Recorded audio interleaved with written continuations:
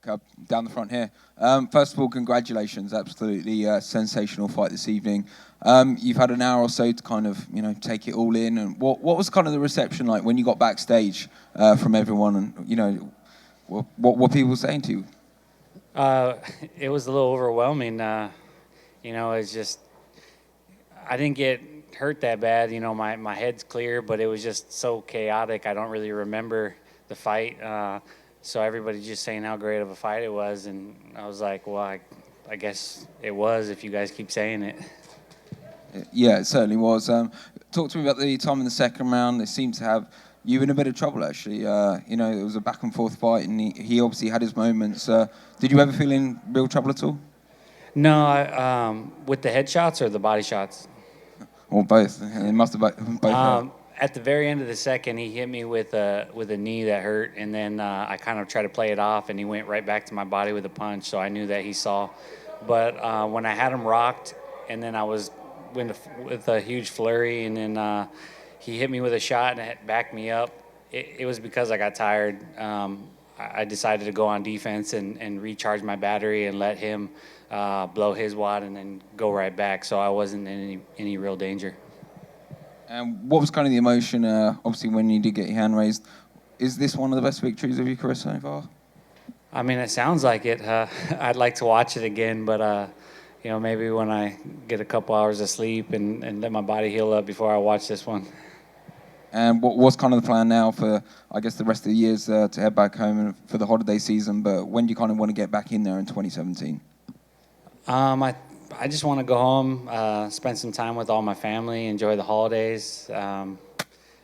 Over 13 years, I've really, sacrificed a lot and been very selfish with my time. So, at this point in my career, I really enjoy my downtime. So I'm going to do that. And then, if the UFC calls me for a big fight, I'll be open to hearing it. I know you said that you're going to have to, go back and watch the fight and sort of see how it sort of played out. But just being in the cage, where does this rank in terms of some of your favorite performances in your career? Because this was a fight that I think when people look back at the card, they're going to say this was a fight they'll remember. Well, yeah, I'm happy for that because at this point in my career, it's like, why am I still doing this? I don't want to be declining in my performances. I feel like if I start declining my performances, then I shouldn't do it anymore.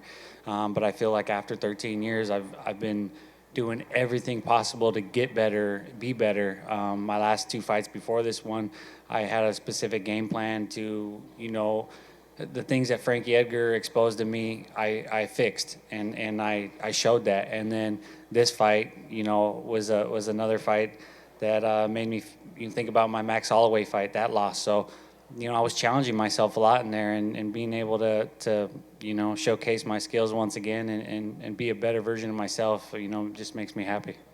You're fresh off the win here, but you fought a lot of guys in the featherweight division already. Is there one that sort of stands out to you as far as a next fight that you'd like to have if you could play matchmaker yourself? Honestly, I don't care. I just want a big fight. I think I deserved it. I've been here a long time. Just stop doubting me. Hi, Cub. Just a couple of questions. You mentioned how chaotic that fight was. Obviously, we all saw it. What can your corner possibly be telling you in a fight like that that's useful to you at all in this situation? We had a certain game plan, just kind of moving and not being a stationary target. I didn't really feel like that was working for me. And I kind of knew in the back of my head that at some point I was going to have to brawl with him, but I wanted to kind of like break him down a little bit before I brawled with him because he had so much success in the first round. But then my coaches were telling me in between rounds, like, you're doing better when you pressure him. Just get right in his face. He doesn't like it. And I didn't really want to hear that because I was tired. But I was like, all right, that's what we got to do. I'm taking more damage backing up, so I need to push forward. And I know he'd been calling you out for a while, which some might perceive as disrespectful. But after going 3 rounds with him like that, what are your thoughts on Choi now?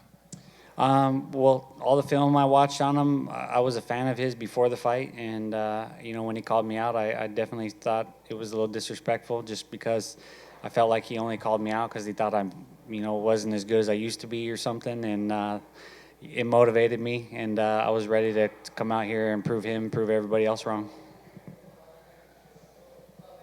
Hey, Cub. Dave from Hammer MMA. So, you obviously have fought before against Jose Aldo and Max Holloway, who now hold the interim and the main belt for the featherweight division. Do you want to get back in there with both of those guys, or either of those guys?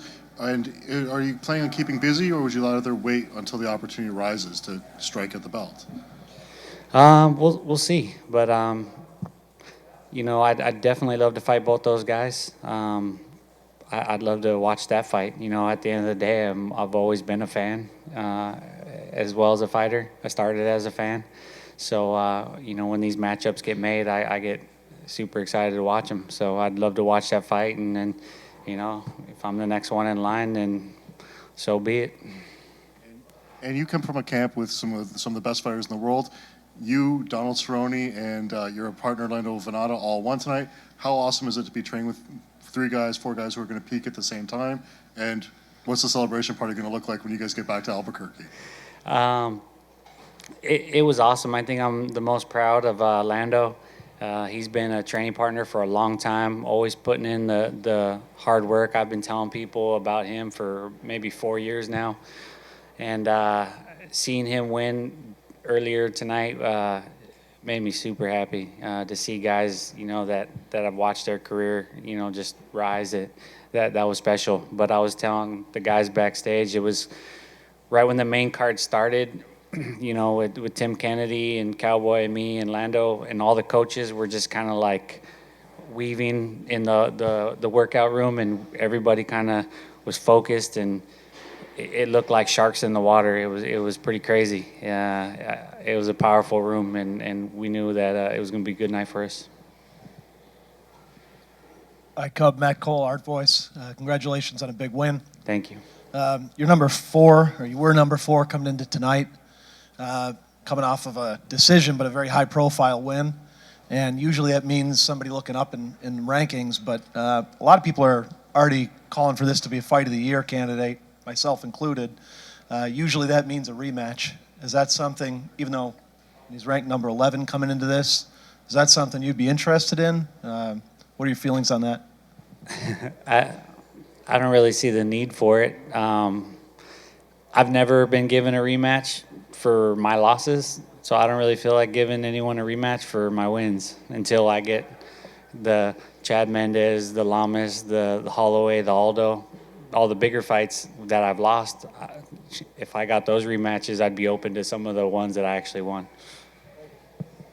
Hey, Cub. Congratulations on your win. Thomas Lee Rice on television. Question is, were you surprised at the hard chin that Duhoy had? You were just giving it to him, but he was just standing there. I was definitely surprised. I was surprised on his quickness. I thought that I'd be a lot faster than him. He was kind of getting me to bite on some of his fakes, and so that's one of the reasons I switched up my game plan. And definitely his toughness when I started giving it to him. I could not believe how fast he was recovering, and he's definitely got heart, and I'll be a fan of his forever. One last question is, how did you like the standing ovation you received after the interview with Rogan? I didn't even notice it, to be honest. I think that's awesome, though. That's why I do this sport. That's what it's all about, and I've always fought with my heart on my sleeve and give it everything I got.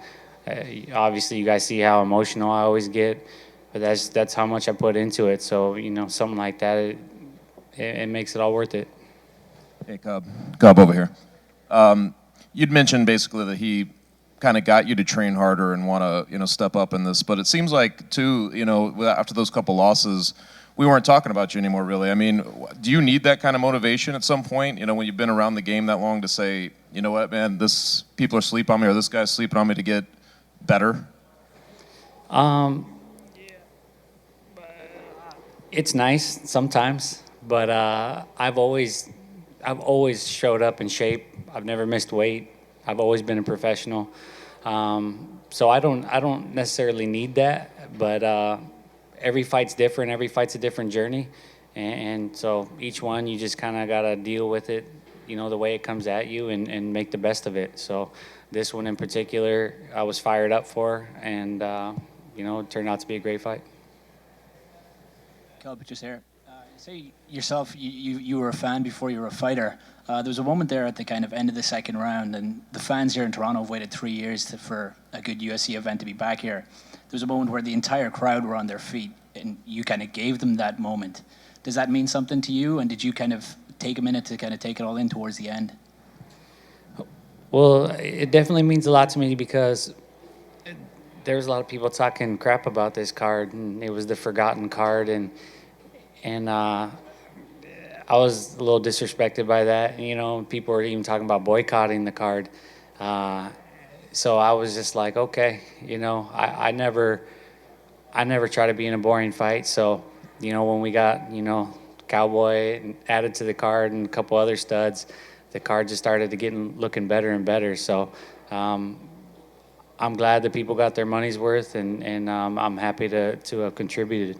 Is there something about this place? Because 4 years ago you had a KO of the night here.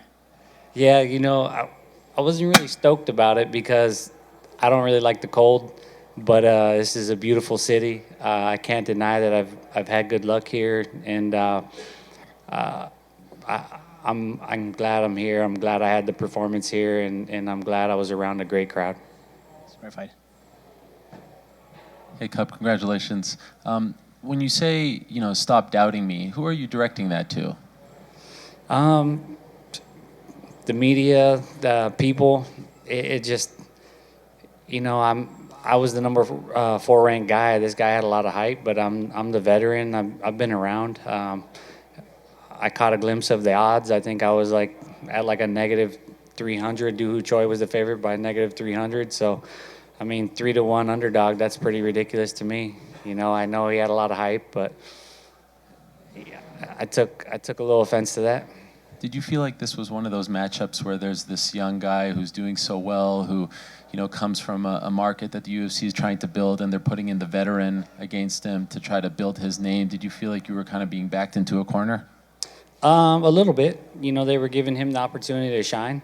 I felt like he was getting a lot of hype, and I see why. I mean, there's some great Korean fighters. He's definitely a talent. He's fresh meat, you know, and the featherweight division's been a weird division. All the guys at the top have been at the top for so long, and it's the fans. It's nice for them to get some new guys coming in, and I could see why they would want him to be right up in the mix. But I just felt like I wasn't gonna let him make a name for himself off of me, and he could do it to somebody else, just not me. And as someone who is, you know, on a roll and at the top of the division, how do you feel about the state of the division? You know, with Conor leaving, he was the champion. He beat Aldo in impressive fashion. Do you feel like him relinquishing or vacating the title and not being a part of the division, do you feel like there's something missing? There's not that, you know, that king to shoot for because he's gone now? No, not at all. I'm glad he's gone. Not a fan of the guy. He didn't want to defend his belt. I don't think anybody thought he was going to come back down to 145. It's obviously a hard cut for him. It was ridiculous. All these guys fighting great fights in the 145-pound division and not having something to shoot for with a guy that's not even fighting in our weight class anymore. So I think at first people might talk and have negative things to say, but, you know, once Aldo and Holloway probably fight and things get, you know, cleared up and new guys are coming in, I think it's going to be for the better. One last thing, are you not eager to jump back in there? Like you said, you're going to come back if the UFC offers you, you know, a big fight. You said you've done this for 13 years. Are you going to be more strategic now with the kind of fights that you're taking? Have you reached that point? I think so. You know, it's I got my UFC gym coming out, UFC Gym Costa Mesa. Me and Bisbing starting the gym, and I'm excited to get back to work. And it's going to open in a couple weeks. And you know, I want to focus on that. I want to focus on just staying in shape and enjoying it. And you know, I fought 3 fights, you know, back to back, and you know, I want to treat my body right. So I definitely will be excited for a big fight. Thanks. Cobb, one last question. So you mentioned you've always had a lot of love for your friend Groovy Lando. Did you see the kick, and how excited were you? Yeah, it was like 20 minutes before I had to check in downstairs to come over here, so we threw it on Fight Pass. And, you know, I sparred him. He wasn't the style of guy I needed, but I sparred with him a bunch of rounds just because I knew that he would push me, and we would have some epic rounds. And, you know, so I've seen all his moves before. I know what he does. I know what he brings to the table. I just think, you know, he's the future. He's one of those guys, and he needed a big win to come back off after his loss because there was a lot of hype on him, and he performed, and you know, it just made me proud. And are you guys going to have a money fight with the $50,000 bonuses you're both likely to win? I'm gonna try to teach him how not to spend it. You know, I'm gonna teach him how to be, you know, real frugal and be smart with our money. Thanks, Cub. Thanks, guys.